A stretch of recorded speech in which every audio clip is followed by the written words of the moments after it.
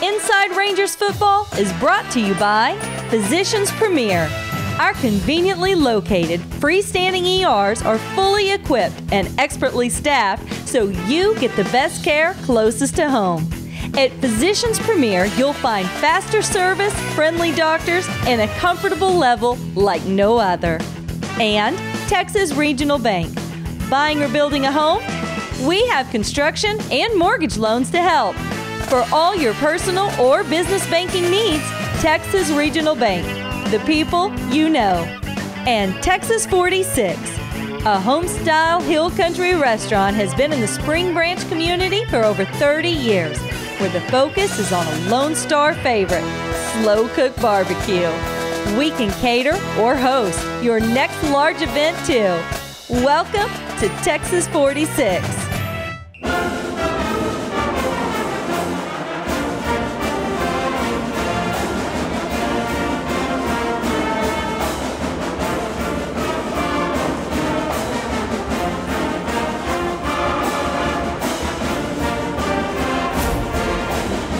Welcome to another episode of Inside Rangers Football. I'm your host, Brian Freeman, with Smithson Valley head coach Larry Hill. The Rangers were scheduled to play this past Thursday at Pflugerville-Hendrickson, but Mother Nature had other ideas. The game ultimately canceled due to lightning in the area.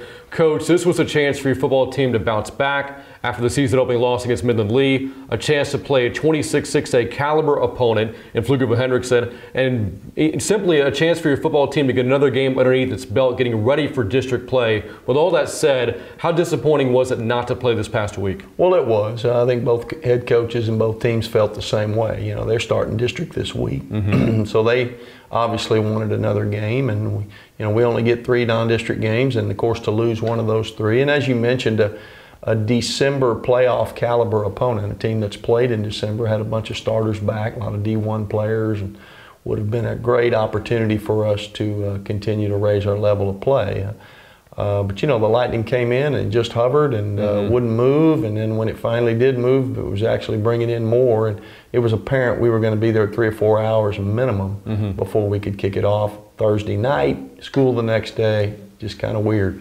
Now, there's a schedule to your season, but not just the games. There's practices, there's time in the film room, time in the weight room. When a game like this is canceled, what does that do to your team's routine? Well, we because it was a short week, a Thursday game, we practiced a little more Monday, Tuesday, Wednesday than we might normally. Didn't get the game in Thursday, so we kind of had a little bit of a scrimmage on Friday when we came back to school. Not full speed, but try to get some live full-speed kicking game work. Number 1 offense against number 1 defense, 2s on 2s, tried to get all 15, 20 plays, and certainly not a game. But our defense doing what they do best against our offense doing what they do best, and try to get a little bit of game work, and then had the long weekend, and now we're back at work and moving on. So the Hawks were supposed to be your second opponent this season. Now that second opponent is San Antonio Madison, a program you have a lot of familiarity with, a lot of history against. Over the previous 15 years, you've played the Mavericks 13 times. Madison comes into this game 0-2, but we know this and seeing them over the years, always a team with a lot of athleticism. What are your initial impressions of this year's Maverick football team? Well, they're a lot like us in the sense that, they want to prepare for the long haul. So if you look at their schedule, who they've scrimmaged and played, they weren't out getting cupcake games where everybody can go home feeling good where you win 50-0. You go play Clemens, we know how good they are, a narrow loss. Austin Bowie, perennially a playoff team that goes deep in the playoffs. And so, don't let the record fool you. I'd like to think our 0-1 record can fool people, and certainly theirs too. So we know the caliber of competition they've gone up against. We know the quality of play they had. And you mentioned our history. There's been some monumental big games against Madison deep in the playoffs. And then, of course, when we were in their league, those years, a lot of district championships on the line, and then some years we even played them twice during the year and in the regional finals. So it'll have that feel for it, and then you throw homecoming on top of that, another home game, and big week. You look at the quarterback for the Mavericks. Dante Higgins is a 2-year starter at the position, and you look at what he's done, and you look at his season from a year ago, and he is the definition of a dual threat quarterback. Over 3,100 total yards last year, accounting for 32 touchdowns. How difficult is it to prepare for a quarterback like that? Well, it is difficult because you mentioned dual threat, and then you throw experience in on top of that. Well, now will be a 3-year starter. He's got a lot of game savvy, a lot of game smarts. Can throw the ball. Can run the ball, and then on throws, if things break down, can run the ball again on unscheduled runs. So, and he's got some guys to hand it to and some guys to throw it, and he's got the ability to play within the system. Very smart player, and then he's got the ability to improvise, and that makes it very tough. But as we've talked about before, we might as well get ready for that, because we've got some other ones like him.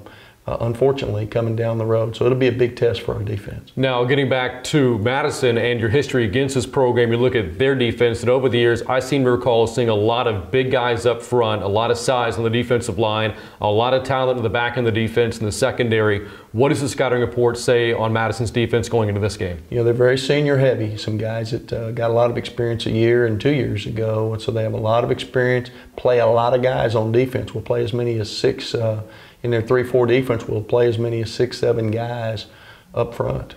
And secondary is talented. Their outside linebacker is, I think, a big article on him the other day, is probably as disruptive and talented a player at that position as you'll ever see. And so we'll have our hands full there as well for our offense. Now, besides winning the game on Friday, what else do you want to get out of this game as you get ready for district play the following week? Well, you know, how high can we take our level of play? We know the level that it's going to be required in 26-6A to have a chance. And clearly we're not there yet. Not sure that anybody is, but this is another good test against another quality opponent. You know, and so, you know, we'd love to come out of it injury-free. We'd love to come out of it with a win, and then love to be getting our level of play close to where it needs to be to have a shot in 26-6A. Again, the Rangers host the Madison Mavericks this Friday at Rangers Stadium at 7:30. A game we'll have for you on the Rangers Network. Coming up on Inside Rangers Football, we have senior moments, Little Mid, Rangers trivia, all that and more coming up as Inside Rangers Football continues in just a moment. Come on in.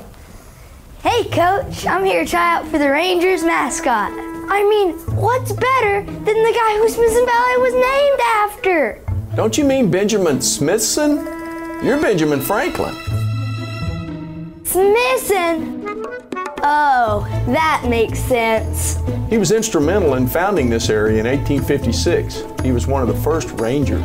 The first Ranger? What position did he play for you, Coach? He was a Texas Ranger, a Western lawman. I get it now. I like where this is headed. Be right back. Hey, Coach, how about another perfectly executed shameless plug while I'm gone? If you need video production work, there's no finer organization than WIC Productions. It's who we trust for Rangers Network and game night scoreboard production at Ranger Stadium. Well... Oh, you nailed it! Rangers we will be! WIC Productions. Watching a video is just better than reading stuff. Since I've had GBTC installed in my office, I've been able to get a lot more done. With fiber speeds up to 1 gig a second, I can turn in all my schoolwork on time, keep up on social media, and watch game film with no interruptions. Whoa, we haven't even played that game yet. Yeah, it's that fast. Enjoy uninterrupted entertainment with your favorite apps through our professionally installed GBTC Wi-Fi home network. Log on to gbtc.com to sign up today. Chicken Express is the place for legendary chicken tenders, the freshest sides, and the best sweet tea in Texas, Chicken E Sweet Tea. Let's give a big thank you to the Brown family for supporting all the high schools in the area for over a decade. Dine in, drive up, or drive through. We'll see you at Chicken Express. We've got spirit. Yeah, we do. Fill up your tank and support the Rangers, too.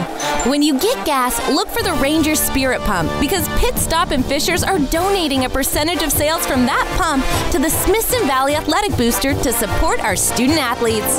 Get gas here and fill up the Booster Club's bank. Here's where you can find your Spirit Pumps. When you see it, pull up and fill up, Rangers.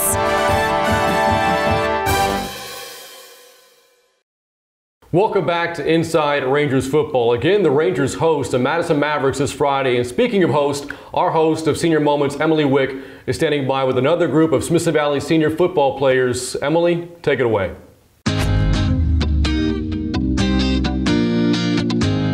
Thanks, Coach. Thanks, Brant. Boys? We know. We have to text our moms.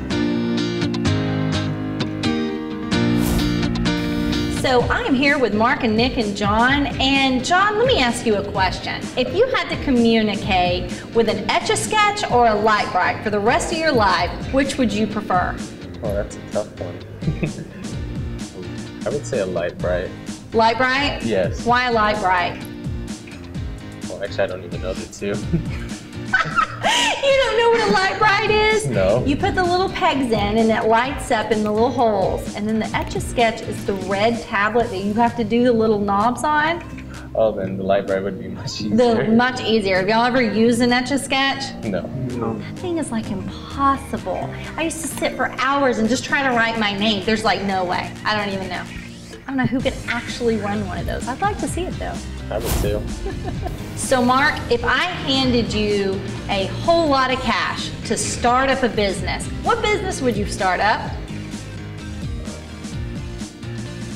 Probably like a restaurant. A restaurant? My mom's she's a cook, so she knows how to do that. Oh, so she could teach you some tricks. What does she like to cook the most?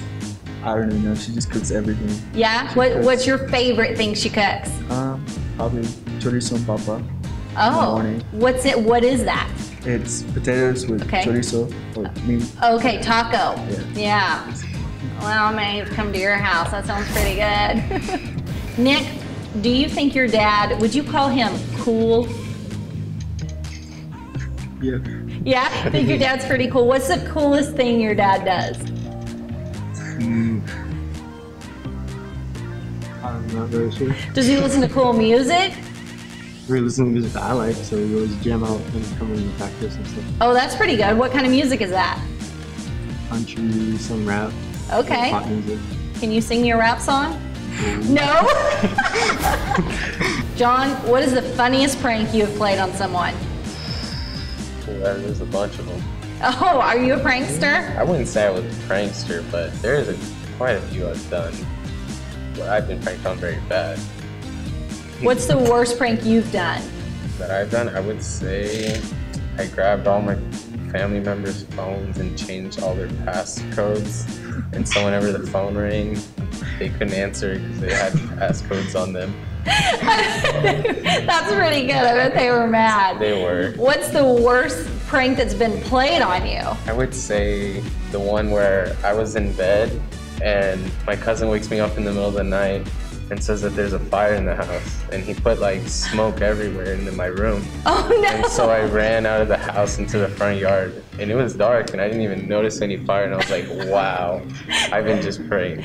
That is awful. Did you get him back? No. No, you let it ride? Yes, I did. The one I used to do to my mom all the time was I would, you know the little faucet on your kitchen sink that you spray it with? Yeah. I would take a rubber band and wrap it around so when she would turn on the water, the nozzle would just squirt her. I could hear her screaming all across the house. It worked every time. So Mark, if you had to label yourself as a hunter or a gatherer, which would you be? I'm a hunter. You're a hunter? Do you hunt? No. No? We have before, maybe like once, but not like often. But for sure you're not a gatherer? Yeah. Yeah. What do gatherers do? Gather materials. Yeah. And you see yourself more as the hunter. All right. They gather. Silly. So Nick, I'm interviewing you for a job that you have absolutely no idea what to do. how would you convince me to hire you? I'm a really hard worker, and I'm dedicated to whatever you put me to this. How would you convince me that you knew how to do something you had no idea how to do? Honestly, I don't know. You know? Is it like whining and begging, like you just got to give me a chance, ma'am, I can learn anything? Or is it like you just try to fake your way through and play it cool? Play it cool. Play it cool. John, what is something you just don't understand about your parents? I would say when they talk too much to me and then they configure with each other, and then one's supposed to come to me and the other one's supposed to come to them. Or when it comes to doing something, one tells me to do the other and I have to do the other, and I just get mushed up together with what I have to do, and then I don't know what I'm doing now. So like your dad says, hey, go take out the trash, and your mom like 2 seconds later says, I need you to wash the dishes? Something like that. Like one would say, go mow the lawn, while the other one would say, come help me clean the garage, and you're just like, which one do I do first? So if you have to listen to someone, who wears the pants in the house? My mom. Your mom? For sure. For sure. That seems like y'all all agree to that. Yes. Mark, there's one appliance in your house that you could keep that you just cannot live without. What appliance is that? The fridge. The refrigerator? Yeah. So you can just go serve yourself cold, edible right away. Lunchables, things you can just grab. Yeah. What about a TV? We talked about it. You I don't watch it a lot. Oh, okay, there you go. You read? When I feel like it. When you feel like it. What do you read? I don't know. Not a lot. I mean, I bought a Pearl Harbor book at a estate sale. Okay. So I started reading that a little bit. Oh, that's pretty cool. Yeah. So Nick, if you could outlaw one vegetable, what vegetable would you get rid of? Squash. Squash? You're not a squash fan? No. Does your mom make you eat your vegetables? Yes. She does? What does she usually fix you? Green beans or peas. And you can eat peas? Oh, see, those would be gone. I hate peas. Y'all like peas? Yeah, not really. Sometimes. Yeah, peas have got to go. Really anything green kind of stays off my plate. I tend to like tan and yellow carby foods. That's kind of what I like. Mark, what would you say the hardest thing about growing up is? Not messing up. When my parents would get mad at me. Not what? Not messing up. Oh, not messing up? Yeah. What did they consider messing up? Whenever they'd give me multiple chores and I forget that one chore. Oh, yeah. So you don't like to mess up. You like your parents to. Yes, ma'am. Yeah. Well, that's a good boy. That's good. All right, boys. Ranger trivia time.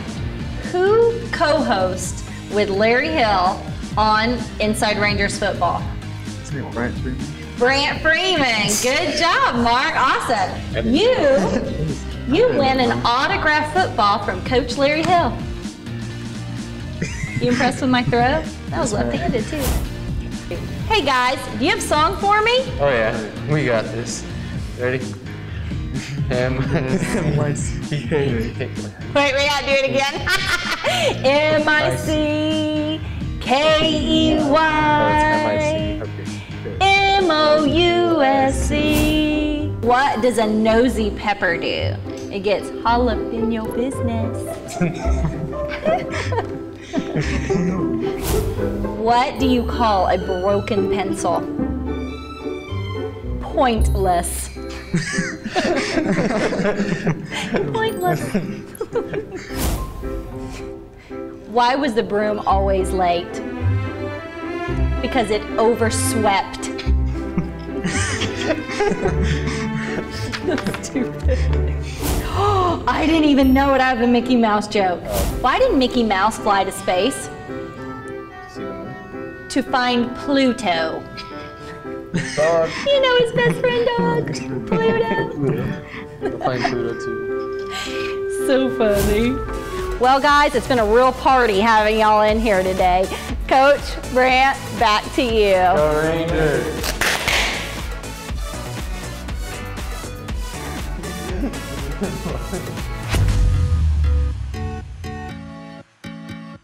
Well, Coach, what do you make of your players' wardrobe choices? No comment. No comment. They look good in blue. We know that, right? They do good. They do. I like seeing them just in the iconic Smithson Valley uniform, and we'll do that again this Friday. Well, I'll tell you what, we'll go now from senior moments to this week's Little Men with Smithson Valley coach Alan Hill. Every offense has a play, or maybe a couple of plays, that is called their signature plays, their bread and butter plays, plays that they're going to run every week against every opponent regardless of circumstances. All good offenses have those. Here at Smithson Valley, one of those plays is called the BOB, B-O-B. It's an acronym for big on big, but it's an outside sweep play where our big guys block their big guys, one-on-one situations, and then our fullback then blocks a linebacker, and our running back makes an inside-outside cut based off the defensive end. Here today is Coach Alan Hill, who coaches our fullbacks and tight ends, whose blocks are very instrumental in this play. So he's going to, with the little men, take us through what the BOB play looks like. Coach Hill? Okay, as Coach Hill had said, big on big means our big guys, our linemen, will be blocking the defensive linemen. Now, on the backside, we're running this play to the right. Our backside, left guard and left tackle, will take care of the two defensive linemen on the left side of the center. Now, on the play side, which is to the right in this case, our center and play side guard will block the shade or the one technique up to the backside backer. Now, also an acronym for BOB is back on backer. So we'll take our fullback and our play side tackle will take care of the two remaining defenders. Now the goal of this play is to have our tackle, our play side tackle, stretch out the defensive end as far as possible, leaving a big hole for our running back and fullback to get up inside. The fullback will read the technique of the defensive end and fit up inside and create a wall with our backside and our linemen in order for our running back to fit up through and go. There are alternatives. If this end were to come underneath our play side tackle, then our fullback would fit appropriately for our linebacker to fit up outside and gap exchange that. So the play can go inside, the play can go outside. We're blocking big on big, back on backer, as Bob indicates. And the running back's running to daylight, inside or outside. That's what it looks like with the little men. Now let's go to some game tape and see what it looks like in live action. All right, these clips are from our spring training against ourselves since it's a relatively new play. Here it shows the fullback where he's going to insert as the right tackle stretches the play out wide, and the path of the back is going to be flat until he sees exactly where he's going to cut. So here, as the play's getting started, you see our tackle working the defensive end outside, and the outside linebacker guy we cannot block is keying our third wide receiver. So we have him running what we call a pop route to get him out of the lane that we're trying to run in. The next clip is a little bit different set. Here we have a backside tight end to account for a third linebacker, and the guy that we cannot block is that safety. Fullback inserts, blocks the inside linebacker, seals him off really well. Here we are unable to make the safety miss, and he ends up making the play. Well, that's what the BOB play looks like. If you come to a Smithson Valley game, you'll see that play run a number of times, and hopefully very successfully. Thank you, Coach Hill, for sharing that with us. And now let's go to Ranger Trivia. This week in Rangers Trivia, former Smithson Valley star Andrew Sendejo opened his ninth season of the NFL on Sunday with the Minnesota Vikings, who defeated the San Francisco 49ers 24-16. This is Sendejo's 8th season with the Vikings, but he began his NFL career with which other franchise? Is the answer A, the New York Jets, B, the Dallas Cowboys, or C, the Miami Dolphins? The answer is B, the Dallas Cowboys. Sendejo actually first played professionally with the Sacramento Mountain Lions of the United Football League before signing with the Cowboys, appearing in 2 games in Dallas's 2010 season. He has since started 54 games, and Sendejo has become a fixture in the Vikings defense, helping them become one of the top defenses in the NFL. So again, now 9 seasons in the NFL for Andrew Sendejo. Coach, I know it's been a number of years since he was a Ranger, but what was it like coaching Andrew Sendejo in your program? You know, a little bit unheralded when he was here. Was not highly recruited coming out of high school. Rice had a late coaching change and really had no offers up to that point.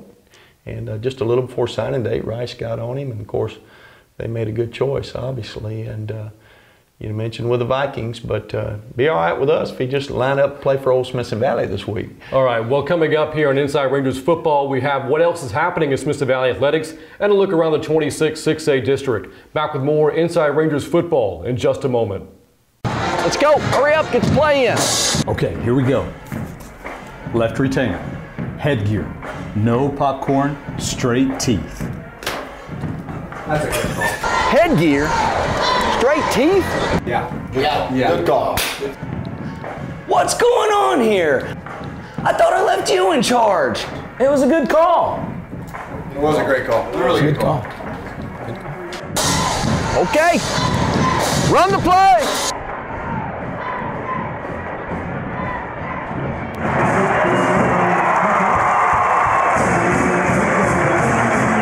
Smoky Mo's is great.